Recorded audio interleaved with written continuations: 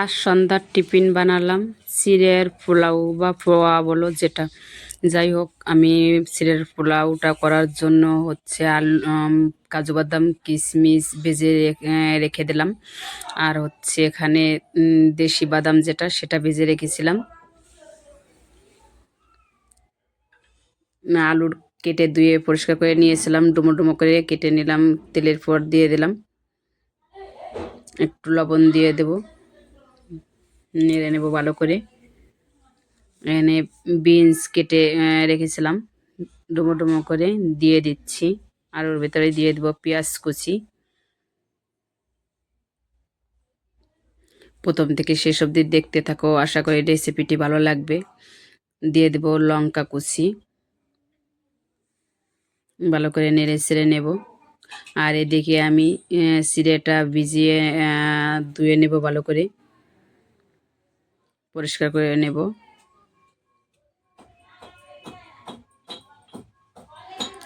বেশি সময় ভিজে আমি রাখবো না, ধোয়ার সাথেই তুলে নেব, না হলে চিড়েটা নরম হয়ে যাবে। একবার হলো এইভাবে ট্রাই করে দেখতে পারো।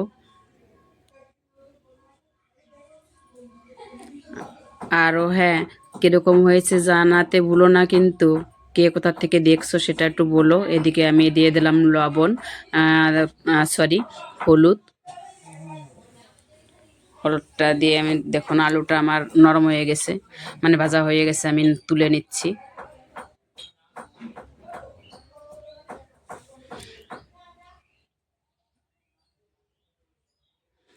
ওই কড়াইয়ে দিয়ে দেব আমি তেল দিয়ে ডিম ভেজে নেব। আমি 250 গ্রাম চিড়ে নিয়েছিলাম, তাতে 2টো ডিম দিয়েছি। তোমাদের পরিমাণ মতো তোমরা ডিম দেবে। ভেজে তুলে নেব।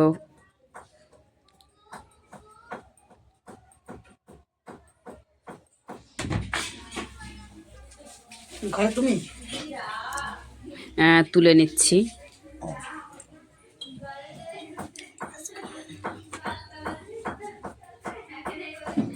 ওই কড়াইতেই তেল দিয়ে দেব।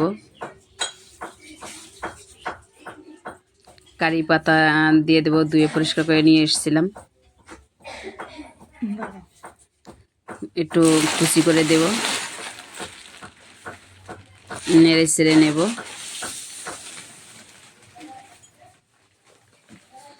আমি চিড়েটা দিয়ে দেব এখন।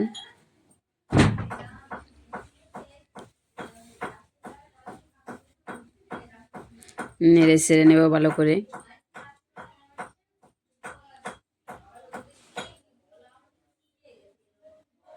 পরিমাণ মতন লবণ দেব। সবজিটা দিয়ে নাড়াচাড়া করে নিলাম ভালো করে।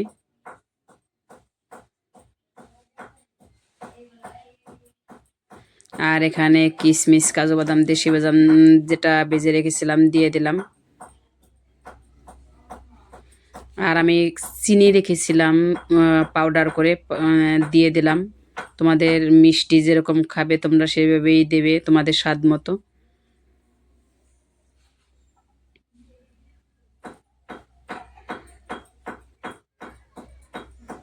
হয়ে গেছে, নামিয়ে নেব। আর তোমরা যারা আমার প্রতিনিয়ত রেসিপি দেখো, ফলো করো, তাদের অসংখ্য ধন্যবাদ।